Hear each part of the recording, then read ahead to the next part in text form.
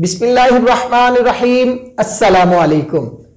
हस्बी अल्लाहु ला इलाहा इल्लल्लाहु अलैहि तवक्कलतु व हुवा रब्बुल अर्शिल अजीम।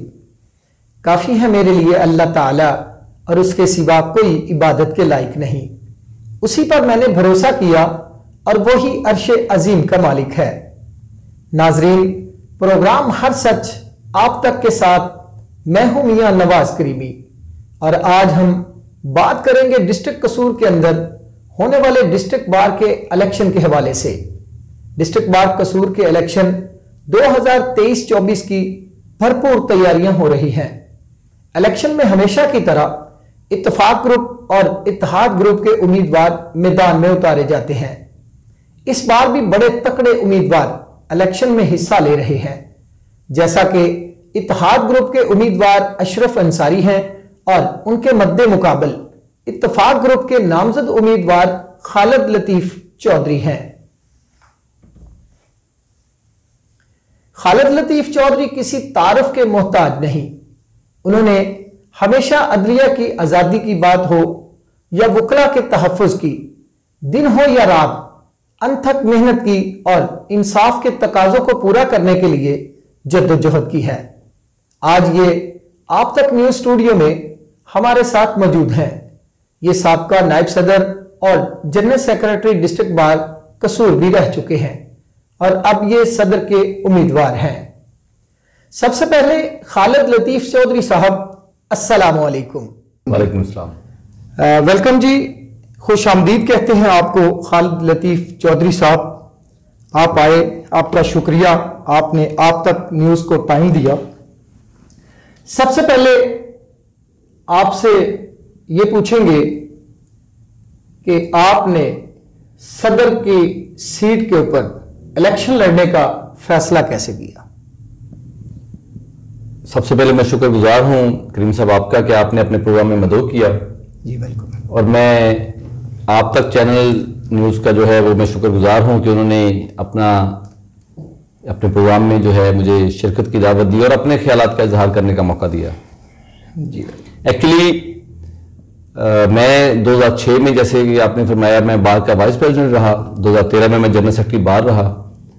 चूंकि सियासत में जब आप आते हैं तो फिर आपके डेफिनेटली मुख्तलिफ जो सीट्स होती हैं, आपका पहले डेब्यू होता है कि आप किस सीट पे आते हैं, जनरल सेक्रेटरी के लिए आते हैं या छोटी किसी सीट के लिए आते हैं। उसके बाद फिर आप जब वहां पे आप कामयाब हो जाते हैं तो फिर आप अगली सीट के लिए जो है वो कोशिश करते हैं। इसी तरह मैं जब 2013 में जनरल सेक्रेटरी बार हुआ तो उसके बाद मैं फिर अपने ग्रुप, चूंकि यहाँ दो ग्रुप्स हैं, इत्तेहाद ग्रुप ऑफ लॉयर्स और इत्तेफाक ग्रुप ऑफ लॉयर्स। तो जब आप जो है वो, चूंकि हमारा जो बार है ये डेमोक्रेटिक एक जो है इंस्टीट्यूट है, मुल्क में जो भी हालात हों यहाँ हर जनवरी के जनवरी हमारे इलेक्शन होने होते हैं। तो चूंकि ये एक ग्रूमिंग है, नीचे से एक परवरिश है छोटे भाइयों की। जब वो छोटी सीटों पे आते हैं और वो जीतते हैं तो फिर वो अगली सीटों के लिए ग्रुप्स उनको नजर में रख लेते हैं। तो जब मुनासिब वक्त आता है तो फिर ग्रुप उनको अगली सीट के लिए परफॉर्मेंस देने का मौका देते हैं। इसी तरह इत्तेफाक ग्रुप ऑफ लॉयर्स ने इलेक्शन 2023 के लिए जो है वो मुख्तलिफ कैंडिडेट्स में से डिस्कस करके मुझे जो है फिर उन्होंने समझा कि इस साल के लिए मैं एक मुनासिब उम्मीदवार हूं, तो उन्होंने मुझे जो है ये मौका दिया। खालिद लतीफ चौधरी साहब, आपका मंशूर क्या है? आप डिस्ट्रिक्ट बार का इलेक्शन लड़ रहे हैं। डेफिनेटली पहले भी आप मंशूर लेके आए थे, आप जनरल सेक्रेटरी बार भी रहे, वाइस प्रेसिडेंट भी रहे। अब चूंकि हालात कुछ बदल चुके हैं, वक्त भी बदल चुका है, तो नया आप क्या करने जा रहे हैं? एक्चुअली वकला का जो काम है, जो हमारी बार का जो मेन एजेंडा होता है, हमने हमेशा आइन की हुक्मरानी और कानून की बालादस्ती के लिए काम करना होता है और बार को एक सिमत में चलाने के लिए जो ओहदेदारान है वो सिमत मुतय्यन करते हैं। आपने देखा होगा मुख्तलिफ सालों में जो हुकूमत वक्त है, वकला ने उनके खिलाफ जो है खड़े होकर स्टैंड लिया और उसमें जो है उन्होंने आइन की हुक्मरानी और कानून की बालादस्ती के लिए हमेशा वो सरापा एहतजाज भी रहे, धरने भी दिए, हड़तालें भी की और अपना पेट काट के इस मुल्क के जो है उसको सही सिमत में रखने के लिए मुगला अपना किरदार अदा करते हैं। और इसी तरह बतौर ओहदेदार आपने सबसे पहले हमारे मुल्क के जो आइन है उस आइन की जो है उसकी हुक्मरानी को आपने यकीनी बनाना होता है। उसके बाद जो कानून का राइज कवानीन है उनकी बालादस्ती के लिए, उनकी इंप्लीमेंटेशन के लिए काम करना होता है।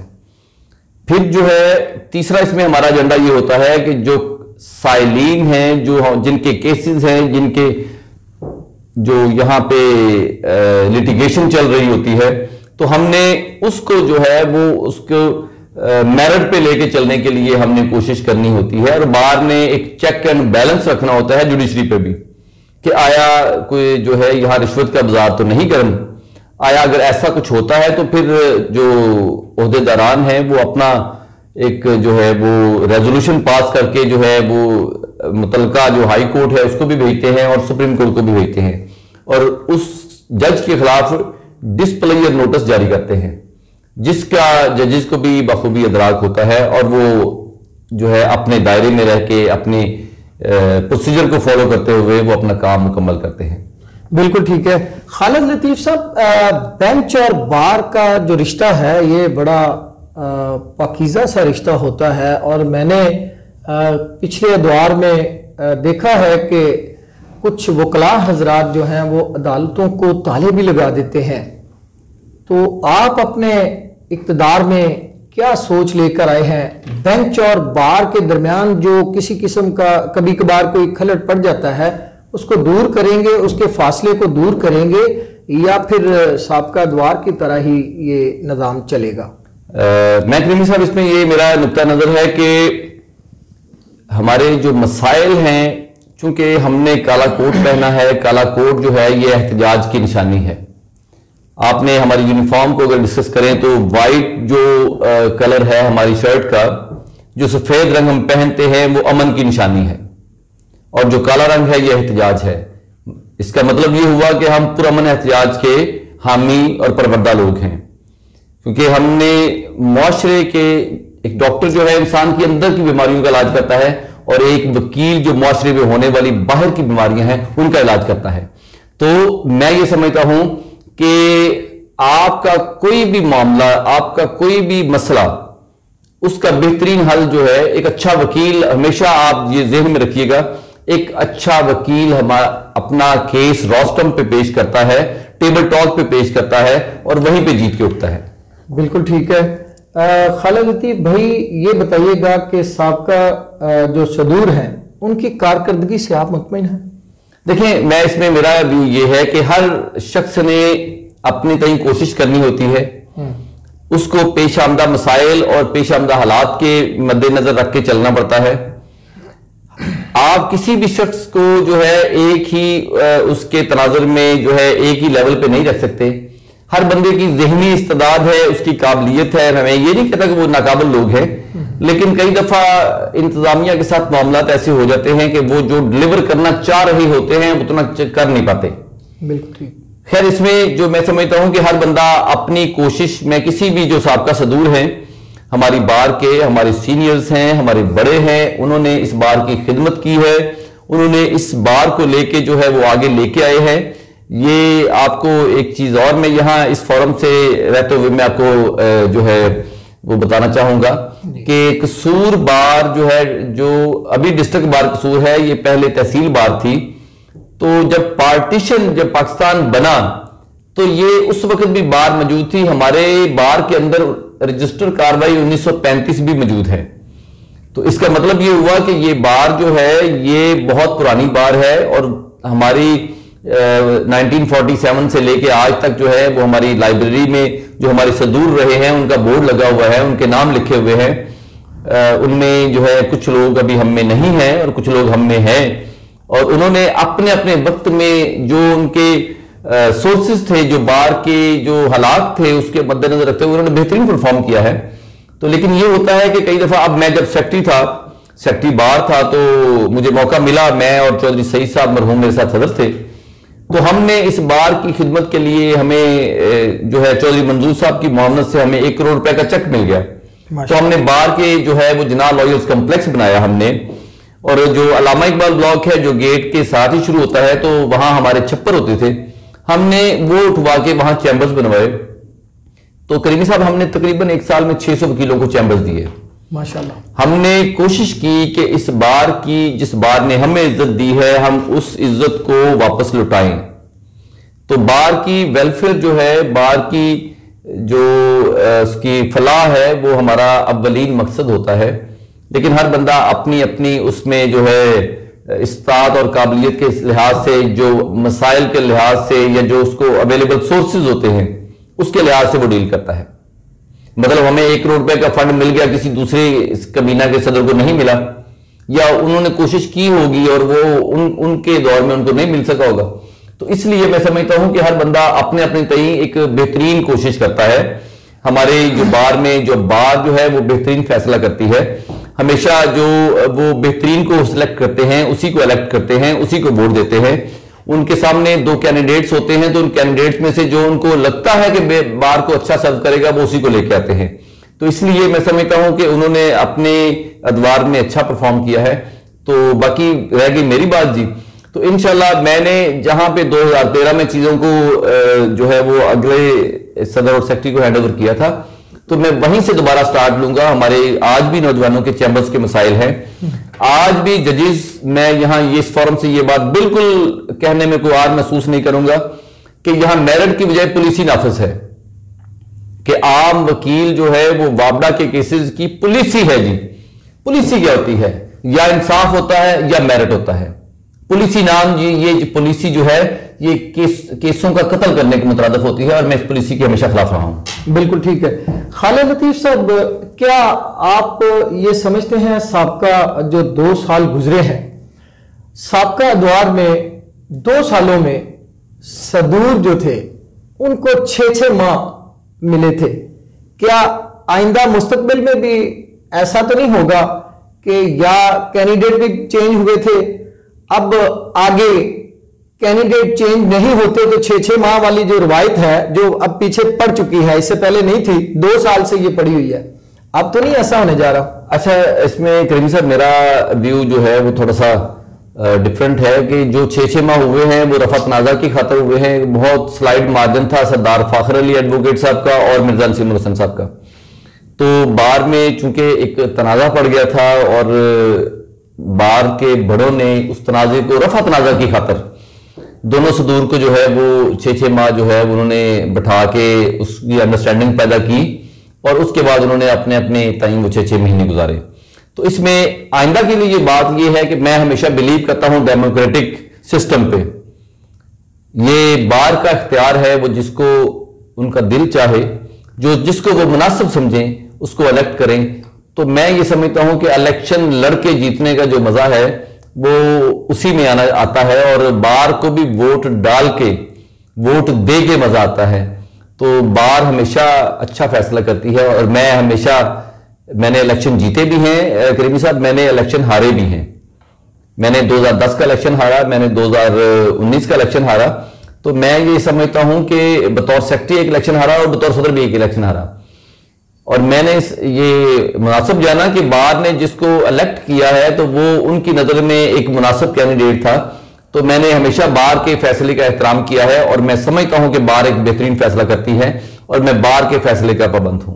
खालिद लतीफ साहब, बिल्कुल आप बार के फैसले के पाबंद हैं, इसमें कोई शक नहीं, होना भी चाहिए। लेकिन सरदार फाखर साहब के बाद एक बार फिर 6-6 माह हो गए थे, तो अब मैं उम्मीद रखता हूं अल्लाह करे ऐसा ना हो कि आप के भी 6-6 माह हो जाएं। लेकिन जो वकला हजरात हैं वो बड़े मुतनफर हुए थे, बार ने फैसला किया, ग्रुपों ने फैसला किया कि 6-6 माह जो है वो इनको दे दिए जाएं। लेकिन जो आपके वकील हैं जो आपको वोट करते हैं वो बड़े नाला थे, बड़े परेशान थे कि हमारे वोट की जो अहमियत है वो खत्म हो चुकी है।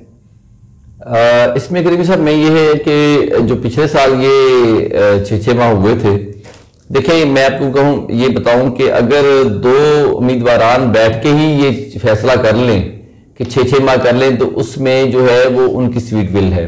लेकिन मैं फिर ये कहूंगा, उसी बात को दोहराऊंगा कि बार मुनासिब ये समझती है कि जो भी उम्मीदवार यहाँ बार की सदारत के लिए आए वो बार से चुनाव करा के आए, वो इलेक्ट होके आए।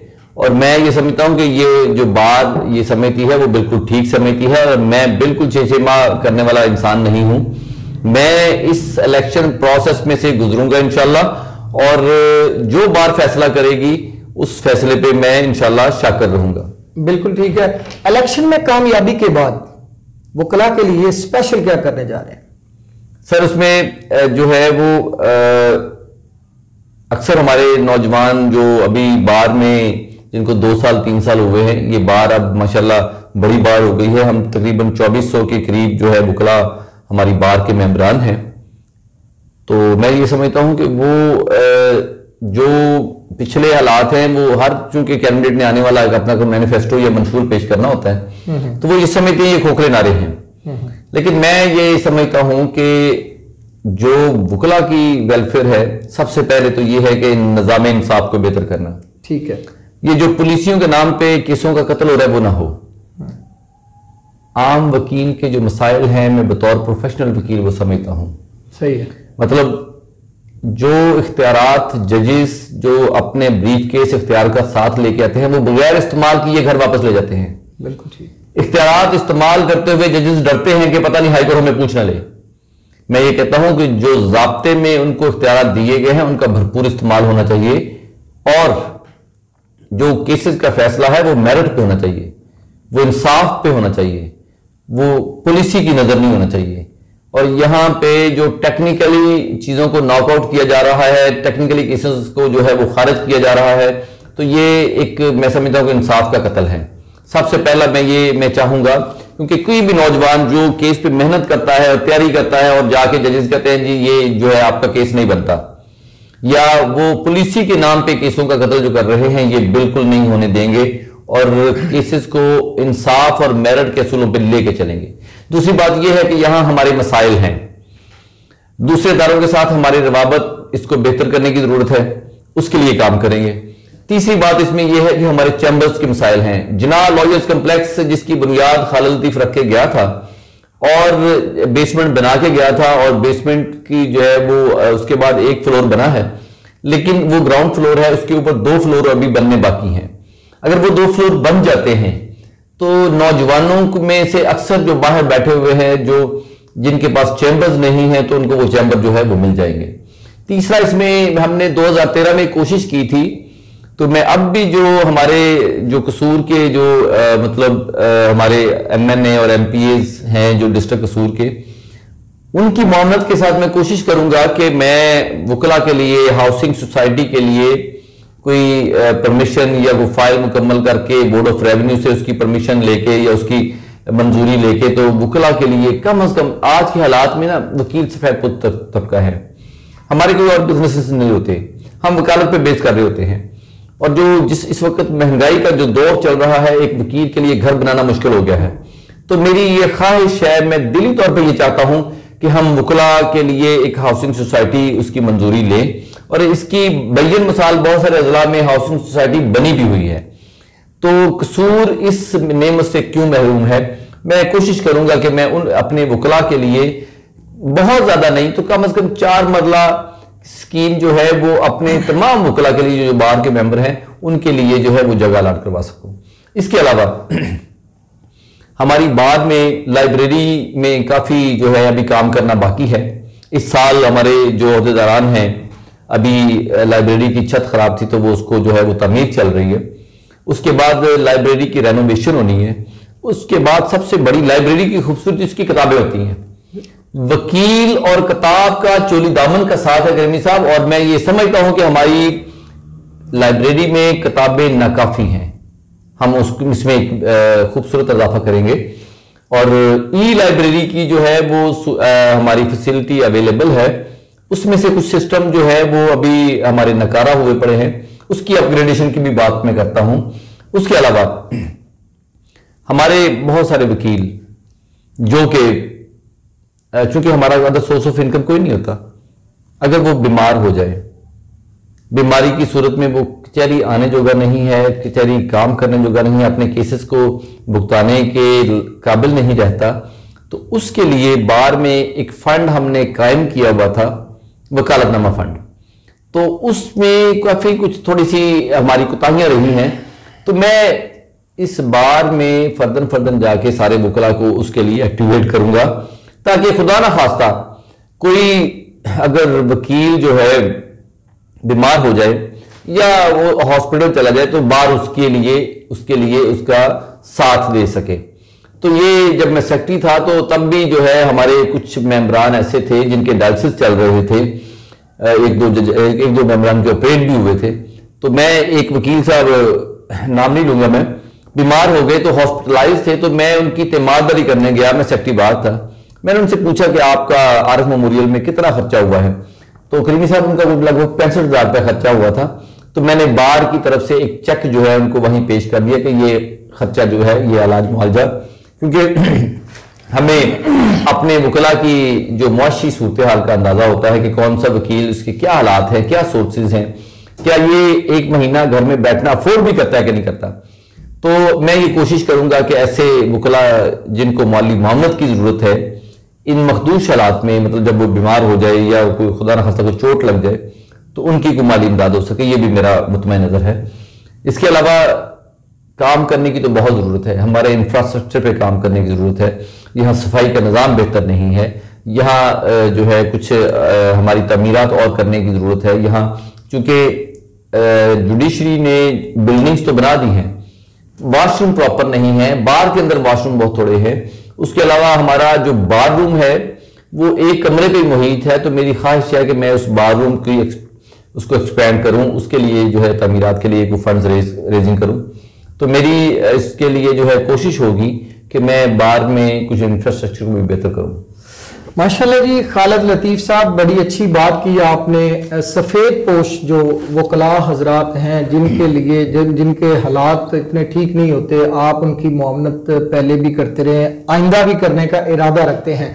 तो खालिद भाई, आप मुझे ये बताइएगा, सीनियर जूनियर का जो एहतराम जो ख़त्म हुआ पड़ा है बार के अंदर, मैंने कई दफ़ा देखा है जो जूनियर वकला, या तो फिर उनको क्या कहेंगे, वकील पढ़ लिख के वकील बनता है, उसको ये तो कहा नहीं जा सकता कि ये पढ़ा लिखा नहीं है, वो वकील होता है, लेकिन सीनियर का कोई अदब एहतराम, कोई ख्याल नहीं होता। इसमें आप कोई ऐसा कोई बनाएंगे कोई कि उनको आप कोई तरबियत कर सकें, उनको आप समझा सकें, और वो कम अज कम वो जो जूनियर्स नए आते हैं अभी उनको लाइसेंस भी नहीं मिलता, तो वो बार के अंदर आ जाते हैं और खराबियां पैदा करते हैं, जिनकी वजह से जो असल वकला होते हैं उनका इमेज खराब होता है। इसमें करीमी साहब मेरा ये व्यू है कि मैं समझता हूं कि वकील सारी जिंदगी सीखता है। सही है। उसको सारी जिंदगी किताबों के साथ जो है वो गुजारनी होती है, और हमारे जो वकला जो लॉ करके यहाँ अप्रेंटिसशिप पे आते हैं, तो यूजली तो ये है कि हमारी बार में जो मोस्टली मैंने एक चीज़ हमारी बार का खासा रही है, और वो है अपने सीनियर का एहतराम। बहुत कम ऐसा होता है कि कोई जूनियर जो है वो किसी सीनियर के साथ बदतमीजी करे, वैसे ऐसा होता नहीं है। एक बात, जो बात आप कर रहे हैं, कुछ एलिमेंट्स ऐसे हैं, वो नॉन वोकल एलिमेंट्स हैं जो हमारी यूनिफॉर्म पहन के हमारे अंदर घुसे हुए हैं। ये वो लोग हैं जिनके अल्टीरियर मोटिव्स हैं, जिन्होंने अपने मतलब वो हमें नजर वकील ही आते हैं, लेकिन उनके पास 4-4, 3-3, 2-2 साल गुजरने के बावजूद मेंबरशिप बार की नहीं है। तो मेरी नजर में है ऐसे लोग, तो मैं समझता हूं कि ऐसे लोगों को जो या तो वो जो है वो बार की इंटीमेशन, जब कोई वकील आए वो इंटीमेशन करवा के उसकी स्लिप जो है वो बार में जमा करवाए, जिसने यूनिफॉर्म पहन के आना है। वगरना जो कुछ लोग यहाँ टाउट्स हैं और वो वकला की यूनिफॉर्म पहनते हैं, जो आपने निशानदेही की है, ये वो लोग हैं जिसने प्रॉपर लॉ कॉलेज से पढ़ा है, जिसने LLB कर लिया है, और आके उसने, चूंकि इसके लिए 6 माह की जो है वो शागिर्दी इख्तियार करना जरूरी होता है, तो वो हमारा हिस्सा होते हैं, हमारे अप्रेंटिस होते हैं, हमारे जूनियर्स होते हैं, हमारे एसोसिएट्स होते हैं। हम उनकी ग्रूमिंग करते हैं, कोर्ट वर्क की उनको जो है वो समझ दिलानी होती है, हम अपने साथ रख के। 6 माह के बाद जब उसके 6 माह ट्रेनिंग के पूरे हो जाते हैं, तो फिर जो है उनको बार काउंसिल जो है वो लाइसेंस जारी करती है और फिर वो बाकायदा हमारी बार की मेंबर हो जाते हैं। रहेगी बात वो जो ऐसे नॉन वुकला एलिमेंट्स हैं वो फर्स्ट क्रिएट करते हैं, वो ऐसा कुछ नापसंदा माहौल भी बना देते हैं। मैं समझता हूं कि थोड़ा सा बार अपना डिसिप्लिन कायम रखे तो ऐसे लोग बिल्कुल भी जरूरत नहीं करेंगे कि वो वकील की वर्दी पहन के बार के अंदर घुसाएं। यानी कि जाली वकला के खिलाफ आप कोई कामयाबी के बाद कोई एक्शन लेंगे? नहीं, जाली वकला वो नहीं है, वो वकला है ही नहीं भाई। मैं देखिए मैं बोलता हूं, लाइसेंस देना पंजाब बार काउंसिल का इख्तियार है जी, और उसको जो है वो कैंसिल करना या मनसूख करना भी पंजाब बार काउंसिल का इख्तियार है। डिस्ट्रिक्ट बार के पास कोई इख्तियार नहीं है। हाँ, डिस्ट्रिक्ट बार के पास इख्तियार वो है कि अगर कोई वकील नहीं है और उसकी वर्दी पहन के आ जाता है तो हम उसके खिलाफ पर्सोनेशन की कार्रवाई कर सकते हैं। ऐसे जो वकला हैं जो वकील नहीं है, जिनके पास लॉ की डिग्री नहीं है, और वो जो लोग हैं जो सिर्फ जो है मतलब 4-6 दिन आए, 10 दिन बैठे, महीना 2 महीने हमारे अंदर घुल मिल के बाद में उन्होंने काला कोट पहन लिया, ऐसे बहुत सारे लोग हमने भगाए भी हैं और उनके खिलाफ कार्रवाई भी की है, बाद में उनके खिलाफ FIR भी करवाई है। लेकिन वकील जिसके पास लाइसेंस है, आपके पास कोई इख्तियार नहीं है उसको असली कहेंगे जाली कहें, क्योंकि बार काउंसिल एक शफाफ अदारा है। वो आपको जब लाइसेंस जारी करता है, आपकी डिग्रियों की वेरिफिकेशन करता है और आपके केसेस की रेशो देखता है कि आपने अप्रेंटिसशिप में कितने केसेस में असिस्ट किया अपने वकील साहब को। तो इसलिए जो है जो जिसको आप जाली वकला कहते हैं वो एक्चुअली वकला है ही नहीं। बिल्कुल ठीक, वो सिर्फ वकला का भेष धारे हुए लोग हैं, हमें उनको रोकने की जरूरत है। उनका कला कमा करेंगे आप? जी बिल्कुल। अच्छा ठीक है। इसके अलावा खालिद भाई मुझे ये बताइएगा कि वकील चूंकि अवाम के साथ ही वकील होता है, अगर किसी साइल को कोई मसला मसाइल होता है तो डेफिनेटली वो जाके वकील करता है। तो साइल जो साइलीन हैं जो वहां पे जाते हैं, जो बेचारे पिटपुट भी जाते हैं, मैंने काशिफ असलम से भी ये सवाल किया था, आपसे भी करता हूं कि वो जैसा कि मैंने पहले अर्ज किया था कि आपने भी कह दिया है कि वो जाली नहीं, वो नॉन वकला होते हैं, वो वकील होता ही नहीं है, तो काला कोट पहन कर आ जाते हैं। तो बाहर की रंजिश वो जब कोर्ट में लेके जाते हैं वहां पे उसको फंटी लगा रहे होते हैं किसी अपने जाती रंजिश वाले को। तो जो वकील साहबान होते हैं वो अपने वकील का दफा करते हुए वकील की फेवर के चक्कर में वो उस बंदे को भी मारना शुरू हो जाते हैं। ना वो पूछते हैं कि ये जिसके लिए हम मार रहे हैं ये वकील भी है कि नहीं, या जिसको मार पड़ रही है इसका भी कोई कसूर पूछ लें, कोई है होगा ऐसे? अच्छा, मैं आपको बताऊं कि सबसे पहली बात कि हम बड़े पुरअमन लोग हैं और हमने हमेशा अपने जो मसाइल या अपने जो प्रॉब्लम्स हैं या उनको हमने कोर्ट वर्क के थ्रू ही रिजॉल्व करना होता है। लेकिन एक बात की इजाजत बार बिल्कुल नहीं देती, क्योंकि वकला जो है हमने अपोजिट पार्टीज के खिलाफ पेश भी होना होता है। हमने जो है कई केसेस में, और बड़े क्रिटिकल केसेस होते हैं, इसमें मर्डर के केसेस भी होते हैं और मैं समझता हूँ उसमें हर्ट के केसेस होते हैं, और खासतौर के फौजदारी केसेस में जो है या सिविल केसेस में वकला पे हमले भी होते हैं। रिसेंटली अभी मलक अजमत हमारे एक बार मेंबर हैं, तो उनकी प्रॉपर्टी पे किसी ने कोई जो है वो उसके कागजात के साथ छेड़छाड़ करके तो उसमें कोई चीजें ऐड की थी, तो उनके खिलाफ जो है वो एक FIR हुई थी, वो जो उन्होंने फ्रॉड किया था। तो उस फ्रॉड की FIR कराने के तलाश में उनको फायर मारे गए, जिससे वो शदीद जख्मी हुए और काफी अच्छा हॉस्पिटल में रहे। अभी वो डिस्चार्ज हो गया, अल्लाह ताला ने सेहत दी है, वो घर वापस आए हैं। तो ऐसे एलिमेंट्स को बार बिल्कुल भी बर्दाश्त नहीं करती जो वकीलों को के खिलाफ पर्सनल हो जाते हैं, उन पे हमला करते हैं, और ये हम इजाजत नहीं देते। अगर कोई शख्स या कोई क्लाइंट डेस्परेट होके आके वकील के टाई या गिरेबान पकड़ेगा तो बार उसका रास्ता रोकेगी, और हम उसको जो है वो हम उसके कोशिश करते हैं उसको जो है हमारे जो अदारे हैं कानून नाफज करने वाले उनके हवाले करें, और हमेशा हम बार के ऑफिस में वहां मुतलका थाने को बुला के वो बंदे हम उनके हैंडओवर भी करते हैं। तो अगर वो कोई बदतमीजी करता है तो उसकी बदतमीजी रोकने के लिए जो है ना हम हर मुमकिन हद तक कोशिश करते हैं। खालिद भाई वो तो आप उनकी रोकेंगे, मेरा सवाल ये है, आपने बता दिया कि एक प्रॉपर्टी के इशू के हवाले से एक वकील साहब के साथ ये मिसहैब हो गया, तो कई जगहों पे मैंने देखा है कि आजकल अक्सर ये रवायत शायद बन चुकी है कि आप थोड़े से फासले पे जाते हैं, एक बिल्डिंग बनी होती है, बाहर कोई 10-12 वकला के नेम वाला बोर्ड लगा होता है, तो वो जाके वकील साहब से पूछो तो वो कहता है यार मुझे तो पता भी नहीं है बोर्ड लगा हुआ है, तो वो प्रॉपर्टी के ऊपर बोर्ड लगा के कई ऐसे कब्जे हो रहे हैं जहां पे वकला के बोर्ड लगे होते हैं, तो उनको आप कैसे? देखिए मैं आपको बताऊं कि जो है इसमें कई भी सब कुछ वकला की जाती मलकियत जो है वो है, वहां पे वो अपना बोर्ड लगाते हैं, अपनी नेम प्लेट लगाने का सर पता ही नहीं होता ना। अच्छा, दूसरी बात यह है कि साहब का बोर्ड लगा हुआ खालिद लतीफ को पता ही नहीं है। तो अच्छा, ऐसा है, ऐसा भी कई मामला हमारी नजर में आए हैं कि हमारे किसी भी वकील का नाम लिख के जो है वो असल में वो समझते हैं कि वकील जो है वो एक प्रोटेक्शन है।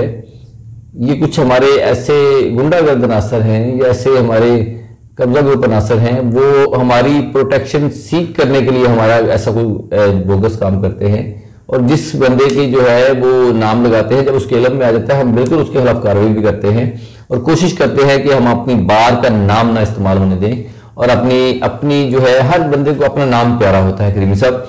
और वकील खास तौर पे अपने आप को नीट क्लीन रखता है, क्योंकि हमारे पास लोग जो है अपनी प्रॉपर्टी के कागजात भी देके जाते हैं और अपने साइन करके मुख्तलिफ खाली कागजों पे भी दे जाते हैं और अपने CNC की कॉपी भी दे जाते हैं। और इतना एतबार वो शायद कई दफा अपने ऐसे भी केसेस हुए कि अपनी औलाद पे नहीं करते जितना वो वकील पे ट्रस्ट करते हैं। और एक वकील की क्रेडिबिलिटी भी करीमी साहब यही होती है कि वो अपना एतबार और एतमाद मुआशरे के अंदर कायम रखे।